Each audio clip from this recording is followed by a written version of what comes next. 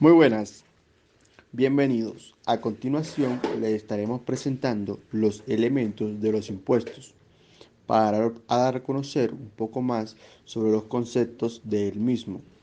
Nuestro grupo está conformado por Erika Martínez, Jamie Guzmán, Tatiana Hostos y quienes habla Jorge Centeno.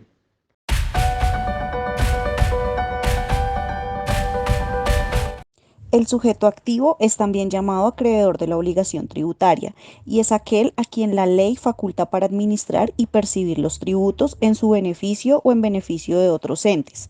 A nivel nacional, el sujeto activo es el Estado, representado por el ministro de Hacienda y más concretamente por la DIAN.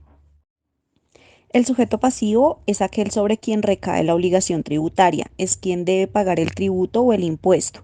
Existen dos tipos de sujetos pasivos. El primero, el contribuyente, cuando las obligaciones las asume quien ha realizado el hecho imponible. Y el segundo, un sustituto, fijado por la ley para hacerse cargo de las obligaciones en lugar del contribuyente.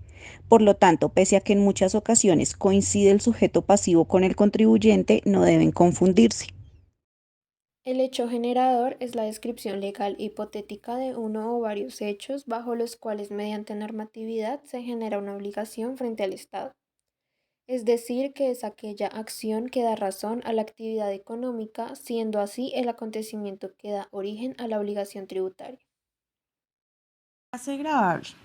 La base gravable es el valor sobre el cual se debe liquidar un impuesto, en este caso el impuesto a las ventas. Por ejemplo, si la tarifa del IVA es del 19%, ese 19% se aplica sobre el valor que constituye ya la base gravable, que suponiendo sea de 1.000.000 de pesos, entonces tendremos lo siguiente. 1.000.000 multiplicado por el 19% nos daría un total de 190.000. La tarifa es el valor u porcentaje que se aplica a la base gravable para establecer la cuantía del impuesto. Estas son determinadas por el legislador.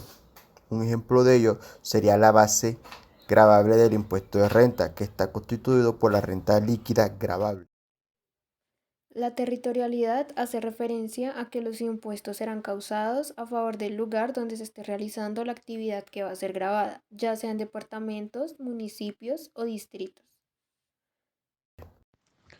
Los impuestos directos, o también conocidos como impuestos personales, son aquellos que gravan el patrimonio o la renta de las personas con independencia de su destinación. Un ejemplo de ello podría ser el impuesto de renta o el impuesto predial.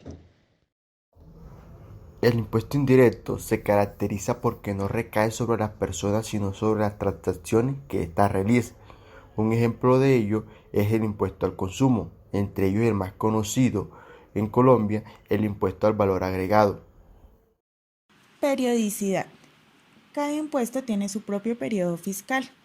En este caso, cuando hablamos del impuesto a la renta, decimos que va desde el 1 de enero hasta el 31 de diciembre, lo cual significa que la declaración de la renta se presenta cada año una vez finalice el año o periodo gravable.